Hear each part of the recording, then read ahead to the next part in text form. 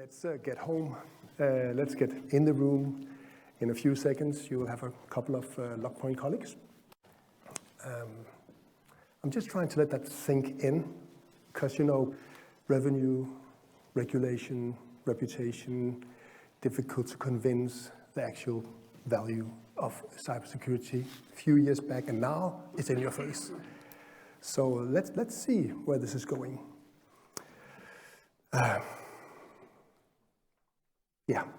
What is Logpoint's take on this? I think my introduction is as short as that, actually. So what's the vision? What's the direction? What are the priorities?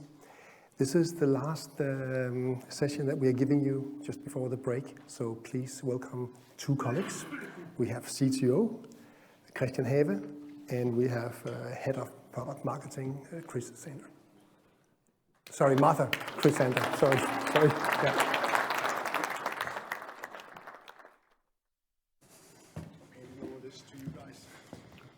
Thank you. No problem.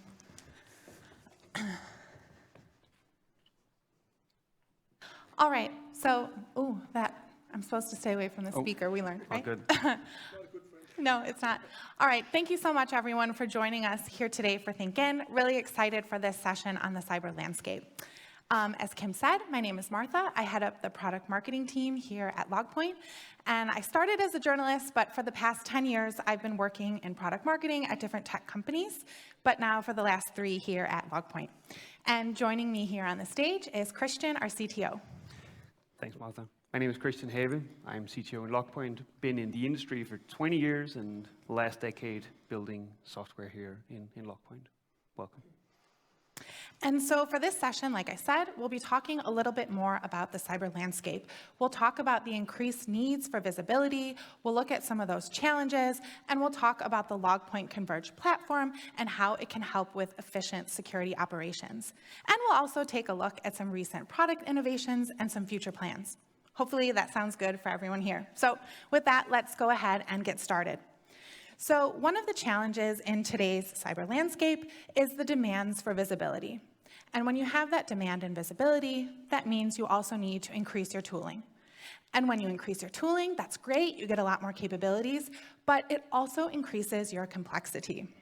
And so in order to maintain that efficiency, you need a way to be able to combine or converge these tools to get that not only operational simplicity in terms of day-to-day use, but also as a way to validate your controls. But before we go too much into that solution, Christian, do you think the demand for visibility will change the way that we work? Yeah, absolutely. I think just what we heard from Morten, there is something going on in the industry. But actually looking at how we as security professionals deal with this it's kind of related, but it's also different. So essentially the theme for the entire presentation is looking at what we've done, what we are doing, what's coming. That's how we're structuring this talk. And we'll start with how we look at networks. So back when I started in the industry, and I'm dating myself a little bit, we had a firewall, and then once you were on the inside and that you had this hard shell, everything was kind of okay. Some Gartner guys probably figured out to say, okay, we need something called zero trust. We cannot assume anything about our infrastructure. You need to protect at every level. Some people call it defense in depth.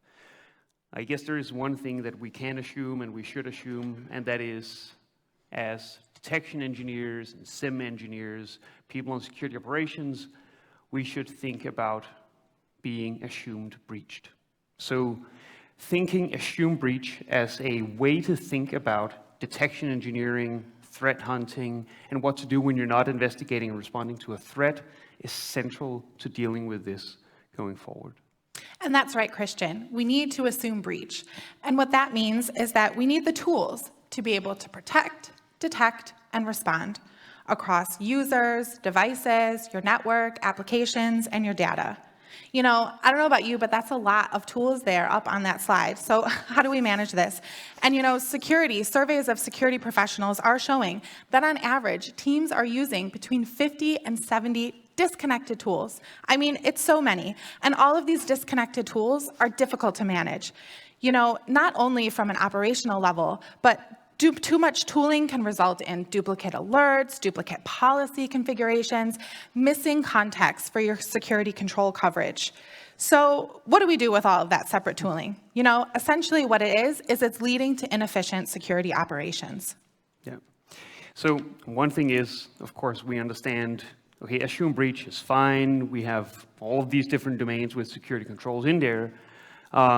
Essentially, you could define it as you protect before the breach, you detect during the breach, and you respond once the breach is underway.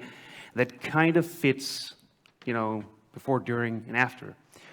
But remember, there is this thing called MITRE that has to essentially be mapped on top. So with all of these controls, you have to go in and say, okay, for my web application firewall, how does that fit into my lateral movement methodology? It just goes to show that this is inherently complex, and it's not getting any easier. So one way that we're thinking about, and we'll go into greater detail, is, for instance, yeah, sure, we talk about technologies, but it's just one part of this extension that we're dealing with. For instance, when we talk integrations, how well would my network be if my network detection and my endpoint detection could communicate with each other, or if I could fuse data from my endpoints into my source solution? On assume breach, it changes the way we think about responding to incidents, how we deal with detection engineering. We'll actually get into that in a little bit as well. Another big thing is open source intel, threat intel in our networks. Sure, there's a lot of vendors out there. It's pretty difficult to figure out which ones to go for. Their relevancy will change over time, right? They will also get stale at a certain point. It's super, super complex. And even when we have all of these things sorted, there is still that challenge of, okay, is this really where we're at? Are we actually protecting our networks the way we should? And is it working? So validation of our controls is a big thing that we will be asked about, right? We heard from Morten, okay, this is going to be a significant fine. Our CISOs or CEOs or board members will say, are we getting what we need? So validation that the detection, response, the automation, all of the things we're talking about in a little bit works is a part of it. So there is a session that on the technical tracks that's not Logpoint, that's PICOS. And one of the things they're talking about is building validation workflows into your technology stack. It's going to be a great session for you to look at. So we are talking about converged security. And it's of course, well, marketing is a thing, and it's catchy, at least to some. But one of the things that we're talking about when we say the case for convergence is that there are all of these external factors that are putting pressure on us as security professionals. We've heard about this too. I will not talk about reporting timeframes or fines and so on, but think about it. Production is down, data is leaving your network. That's stressful enough, for most of us at least. Now you have to figure out precise and accurate and timely reporting. It's going to be really, really painful for us. Even when we're not compromised, even when we're not breached, we still have these situations that are going to be difficult. One of the things in the regulation is that we have to answer to and communicate with sector-specific emergency response teams and incident response teams. So you could be asked to provide threat intel back to a CCERT for energy, transportation, or consume that data and use it internally. How do we do that, and how do we do it efficiently? And like Christian said, we just had the opportunity to hear from Morten, who talked more about that expanded NIST2 and what it means for the business. And you know, those 5,000 attacks per day that he talked about, I mean, that's a lot of visibility that you're going to need in order to fulfill the reporting requirement that's there. And also tomorrow, we'll have the chance to hear from Henrik, who will talk about how you can talk with upper management about these cyber initiatives like NIST2 to make sure that they understand and get the effect that you need. So on the topic of 5,000 attacks per day, another thing that we're seeing is that we call it change in adversarial behavior. What it essentially means is that when you go below nation-state attacks, we're still seeing an increase in sophistication. So some of these malware groups well, they have revenue officers, they have support teams, they have KPIs as well, right? You cannot escape the MBA even in cybercrime, apparently. But essentially what we're seeing is that these teams are highly motivated. There's a lot of revenue to be had in cybercrime. They are really well-funded and skilled. That sounds kind of like the definition of an APT, right? These guys are essentially putting a significant increase in pressure on us as security professionals. So on that topic, one of the things that we're doing is, of course, we have visibility from our deployments. It's just a note for everyone here that uses Logpoint, either partially or wall-to-wall. We are publishing security content that is very, very relevant, not only for methodology, tactics, techniques, but also how do I put this into my product on a day-to-day basis. And Kenneth's track tomorrow, it's doing more with what you have, goes into great details on how this actually works. And so another reason that convergence, the case for that, is that it helps deal with too many tools. Like I said before, having all those disconnected tools is a nightmare to deal with. You really need them to be tightly integrated to truly achieve those efficiencies of scale. And it's not just us who says that. According to a study from Forrester of security professionals, 82% say that they don't have one tool for effective visibility or TDIR across their environment. And a survey from Gartner found that 83% of security leaders, their organizations, they're consolidating both their tools and their vendors and have been doing so for the past year. So what both of these show here is that security teams are finding it difficult with all of these disconnected tools, and the answer that they're going for is consolidation. And when it comes to conserved tools, another reason in favor of it is that they're just easier to work with. And that's both from just the operational perspective. You don't have to learn and integrate those 70 different tools together, but convergence can also increase analyst efficiency. You can figure out where things aren't working, where you're lacking capability, where that coverage is missing. And if we look into that a little bit more in depth, we can talk about analyst efficiency as it relates to detection engineering and threat hunting. So let's assume that you have a successful hunt. That will then lead to a security incident, and you want to be able to avoid or spot it in case it happens again. And usually this is done via preventative or detective controls.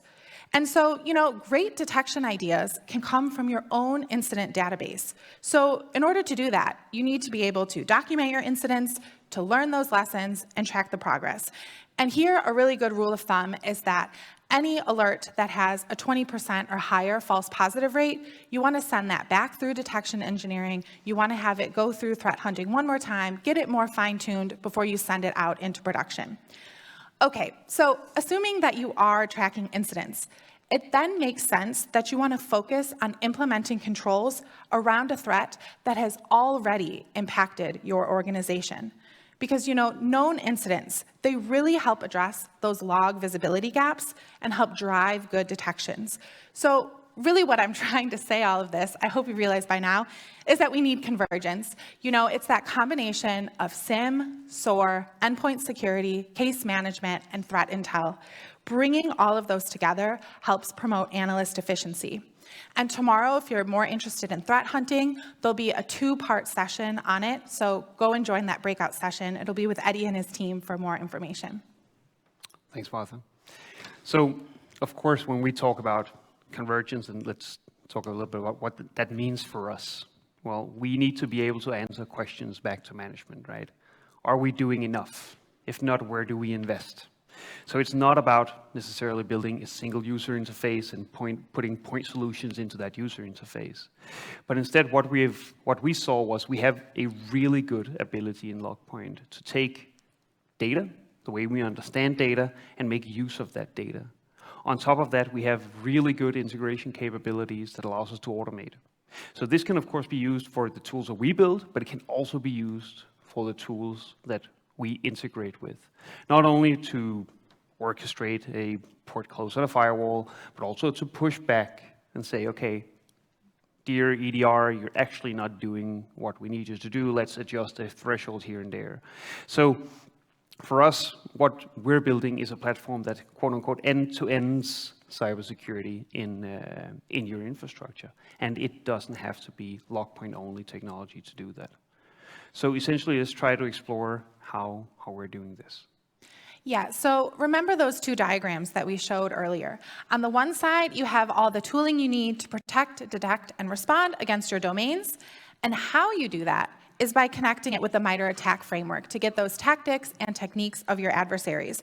And you need to understand both of these equally, because when you have the tools, you can then use MITRE to understand why they're going off. But how can you connect these two? And again, I'm going to repeat myself. You know, it goes back to convergence. You need a converged security operations platform that completely connects all of these for end-to-end operations. All right. So taking a look at, let's say, the suite of technologies we have today, you all know, or most of you, I hope, knows our SIEM solution. On top of that, we've built the orchestration and automation capability. Essentially, that allows us to say, okay, these are the data we pull in. This is the supporting TI feed we have. Now we can automate the investigation, the triage, the response to these threats. We're introducing here, it's actually launched, our new agent. So the new agent in Logpoint is called Agent X. There's an entire session on that, and I'll show a little bit about it later on as well. But essentially, the agent provides us way more visibility on our endpoints, workstations, and servers alike. On top of that, we have UEBA that allows us to look at the known unknowns, the stuff that's difficult to figure out with a Logpoint query. We have UEBA for that. Where we differ a little bit from many of our competitors and what's going on in the market is our ability to consume data from business-critical applications. So going into your SAP deployment, your medical record system, etc., and look for malicious insiders, nation-state attacks, or maybe the protect, detect side of things on ransomware before data leaves your network and you get into this house of pain. We don't want that. And ultimately, the integration side. Now, the thing is that what I said before is these are not individual point solutions. So a lot of what we're talking about today is what happens in that gray bar below, where we harmonize and pull these things together.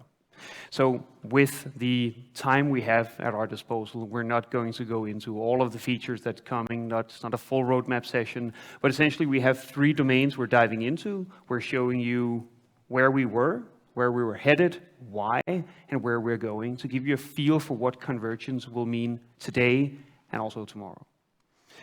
So the first thing for us is security operations. So essentially, once we go out and we speak to you, we look at and assess how security operations are performing, we're seeing that you, security analysts, want to spend less time managing the configuration, the deployment, the setup, and more time hunting for threats.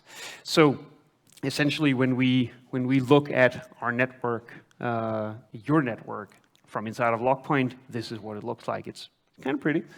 But the idea here is that use cases are complex, right? So essentially, the reason we're buying these solutions, Logpoint, other SIEMs, other SOARs, is to solve the use cases that sit in the middle of this diagram. Those use cases require everything on the left and everything on the right to be successful. And eliminating a lot of that headache in getting this up and running accelerates the time we can spend on hunting. So back a year and a half ago, we launched, a year ago, what we call Universal API Fetcher. And for those of you who do a lot of SIEM operations, you're like, yes, finally we can connect to remote APIs and we don't have to wait for Logpoint support.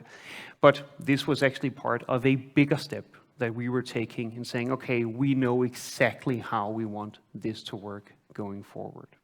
The next thing on the journey for us is how we deal more effectively with log sources.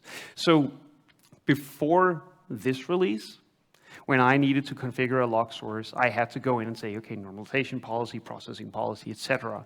What we have now on this screen, there is a couple of interesting things, at least for me. Update available.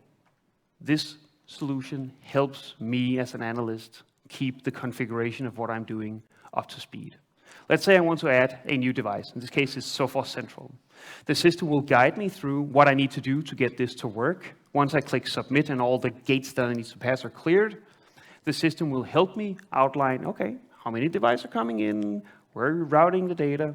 But out of the box, by default, we have taken the choices that will work for 90% of the configurations out there, making it significantly easier to configure and to get the system up and running.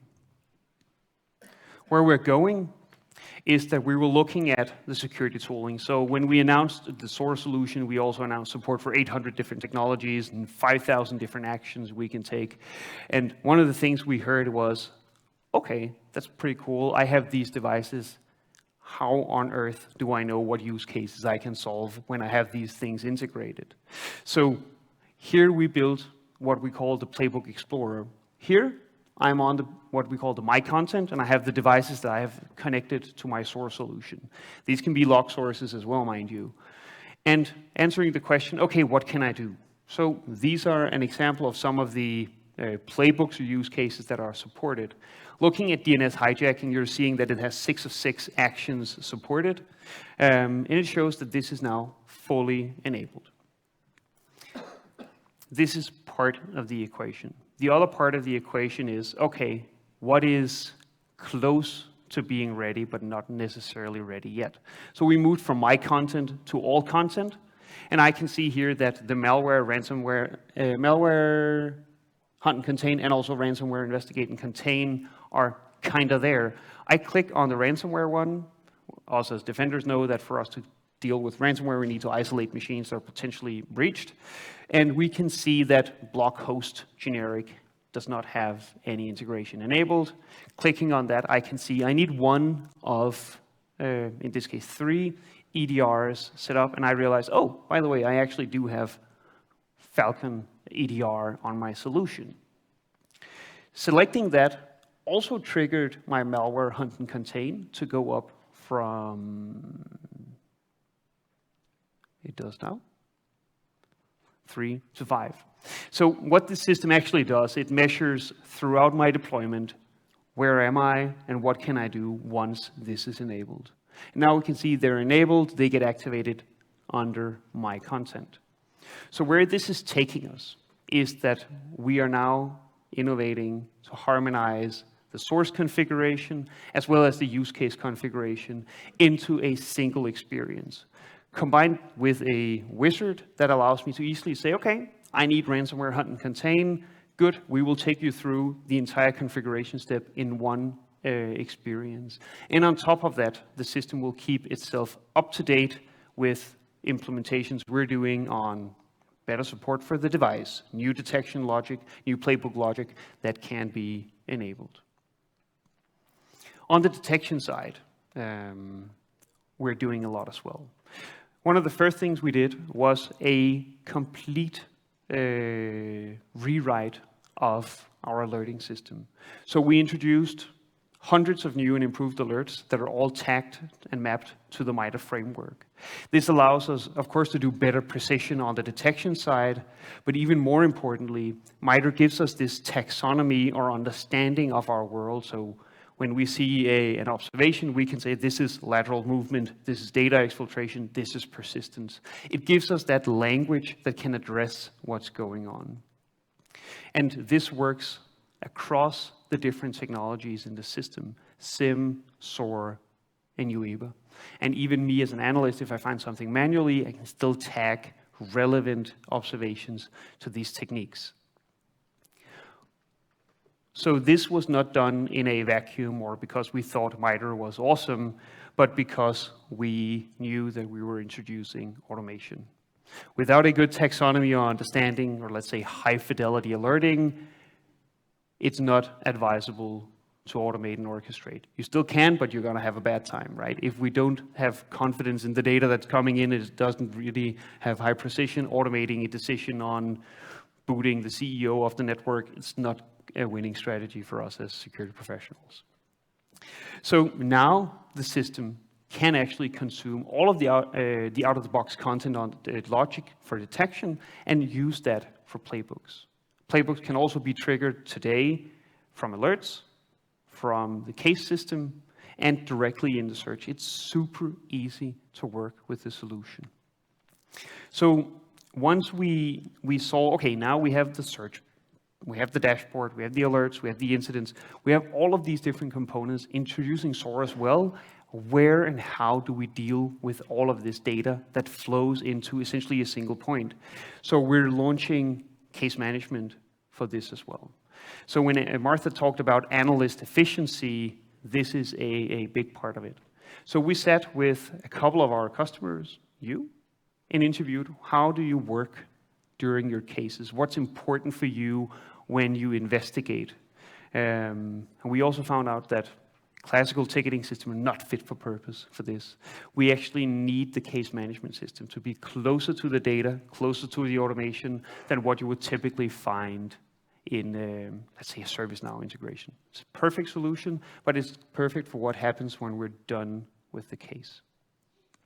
So for us, if the 3 takeaways on the new case management is that we surface the important information from all of the data in the SIEM, all of the data in the SOAR, and presents it in a meaningful way to the analyst. There's external context as well, and the actions and orchestrations that you have in SOAR are readily available. So if we go in and take an example, I now filter in a specific case, this is a phishing case, on artifacts. Artifacts are relevant pieces of logic, or relevant pieces of evidence, I should say, from the case. And I can actually go in and say, okay, you know what, for this, I have a user, it's mapped to the taxonomy, then the value is phishing victim, very pedagogically named, and I can click Run Playbook. Run Playbook allows me to essentially query the source system. Okay, what playbooks do I have that, based on the taxonomy, user, based on the context, phishing, what playbooks are ready for me to consume here? In this case, I'm selecting disable user account. They probably clicked that phishing email. That's not a good experience for anyone. And we see the case is updated.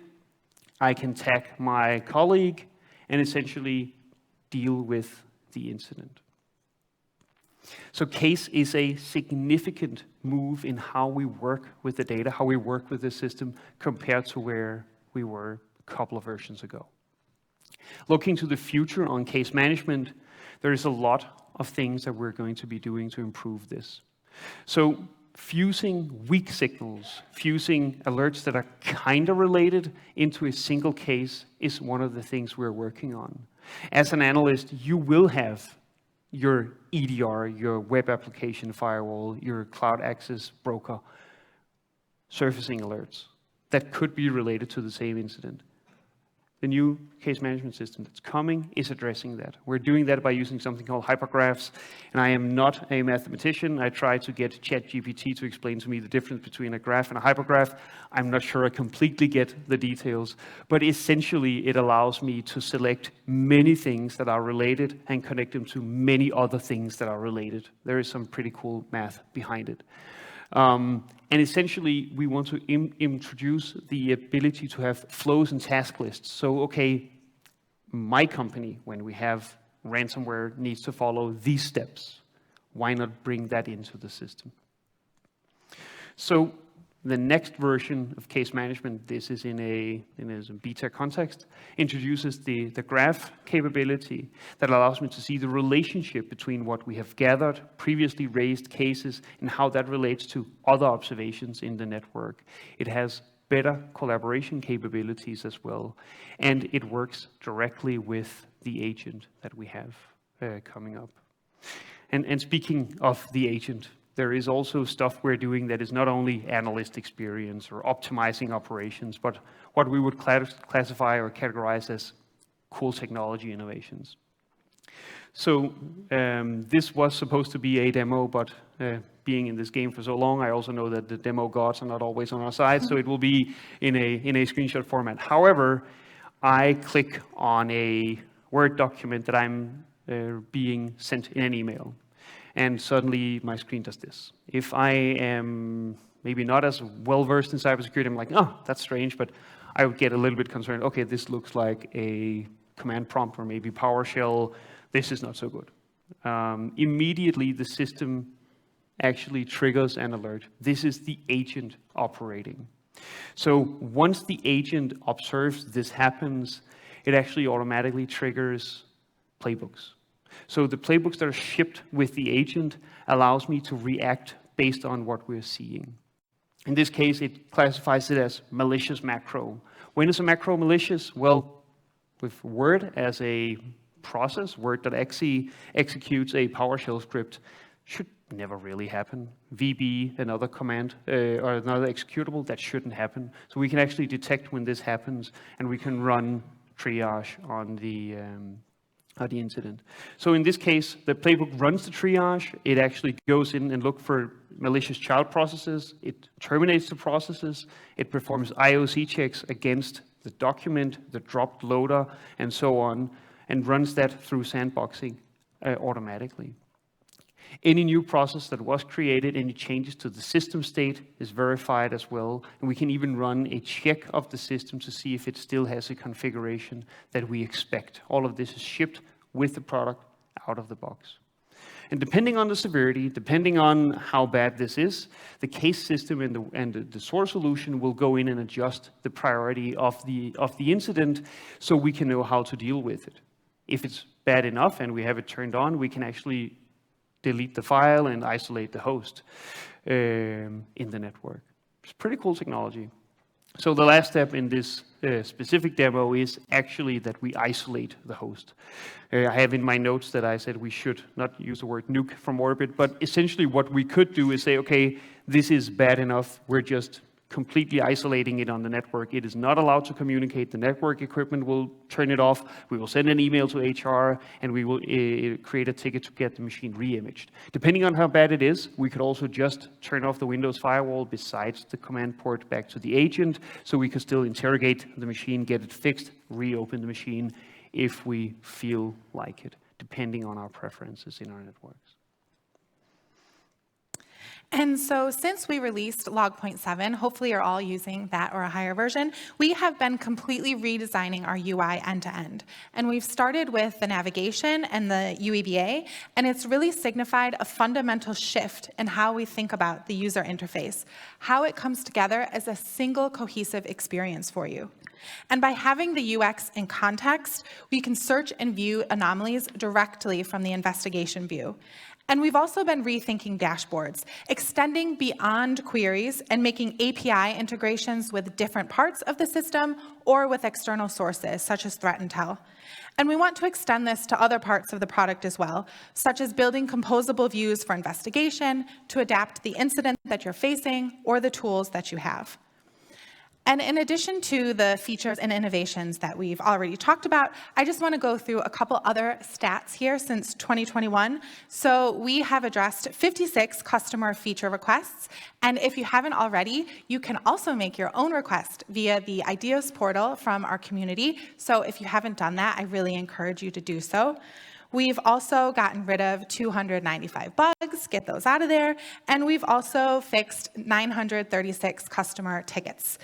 And you know, really what these stats are all about is that Logpoint is a platform for you, our users. It is so important and vital for us to get your feedback about what's working, what's not working, what you need. You know, we can always introduce as many innovations and features as we want, but what we really want is to introduce the capabilities that you need to have more efficient operations. So please, if it's through a support ticket or the Ideas portal or picking up the phone or chatting to us now here at ThinkIn, please continue to give us that feedback so we can work together to continue creating this really great product that we have. Yeah, I would say thanks for the suggestions. A lot of what we've shown today actually comes from the feedback we have and the dialogues we have with you, our customers. Okay, so moving on a little bit, we've looked at some of the recent innovations that we've launched and where we kind of expect to be going over the next year. But if we look beyond 2023, what are we planning for there? So Christian, what challenges are you seeing and how are we planning to address those? Well, I mean, in this too, Screms whatever, he continues to make our life difficult, I guess. It's a thing, right? We know it. We have the attention from politicians. I think it's essentially doing a lot of good in the industry. And I would say the fact that the macroeconomic outlook is not maybe as it has been, we will not be in a very easy position to necessarily improve our security budgets going forward. This is putting pressure on us. But at the same time, we are getting the questions of, well, how secure are we? Are we paying too much for stuff? Are we paying too little for stuff? And, you know, what do we do with the people we have? How well are they equipped to deal with our complexity, the tooling we have, and can we even attract them? So essentially, for me, wrapping up on convergence, saying analysis of performance, it's maybe a fancy way of saying we know what we want to achieve. So by having a converged platform, I can measure on my alerts. Are they detecting what they should? Are my playbooks actually detecting and responding to what they should? Are we achieving what we set out to achieve when we enable that use case, ransomware mitigation? And if we're not, what is the gap? What is the delta? Why does it exist? So, for instance, if I acquire an expensive TI feed, am I now stopping phishing emails at the edge of my network, or is it actually being detected by the endpoint agent?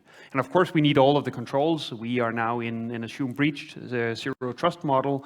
But answering the question back to our CISOs, am I actually getting what I'm paying for with this solution? Or, you know, essentially being able to go in and say, when I evaluate my infrastructure, do I have what I need to have? How well do I understand my environment? If I can go in and benchmark what I'm doing against other companies that are considered best in class, or actually going back with confidence to my leadership and saying, look, we are performing on the controls the way we need to be performing. It will give you as security professionals that level of visibility that has been until now extremely difficult to articulate without going into the CIS top 20 or top 80 controls and talking about the number of attacks you're blocking on the firewall that we heard from Morten, which is, 5,000 per day. Is that a lot? I don't know. I mean, port scans are cheap, right? But I mean, that's maybe the network technician in me talking. But essentially what I'm saying is we need to step up as our business leaders are maturing in their understanding of the world. Okay, so that was a lot of slides and information that we just went through, and I appreciate that it's this slide that's standing between you and a nice break. But before we go on, I know you possibly can't remember everything from those 60 slides that we just went through, so there are 3 key things that I would like you to take away from what we presented. So the first one is to remember that security is not an egg. You can't just protect the outside. You need to assume breach and get the tooling that you need to protect, detect, and respond. And then secondly, as we get more tools to get that increased visibility, not only in detection, but also how the tools are performing, we need to consolidate in order to boost analyst efficiency. And finally, the investment that we have now and going forward in the future, it's in exactly that. It's in improving analyst efficiency, improving security operations. So what we really need is that convergence, from converging our tooling to introducing endpoint security with Agent X to completely rethinking how we see situational awareness with case management. And then if I could just maybe say one more thing, I'm not quite ready to get off the stage here. If I could just say one more thing, it's to just be curious. Really take these next 2 days, talk to each other, talk with us, get really deep into those tech sessions. There's so much that Logpoint can do for you. There's so much that we can show you. And together, we can just really help improve and optimize your security operations. So with that, I think we can say thank you so much. Thanks.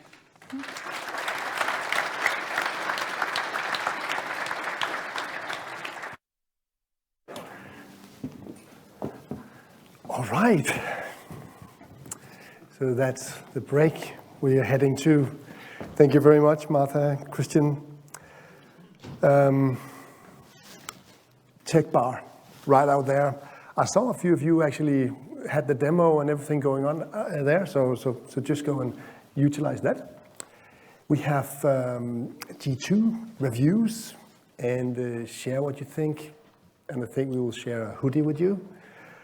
Education booth, so master classes, other kind of educations and so on. Have a good chat about that. And finally, reach out for anyone you want to have a meeting with, or just set up a meeting also at the registration desk. And we will have Victor Sora that I will introduce more probably when you come back, dialing in from somewhere in Ukraine. So we cross fingers that everything is good, and that will be 12:15 back in here again. So I just wish you guys a great break and see you back at 12:15. Yeah.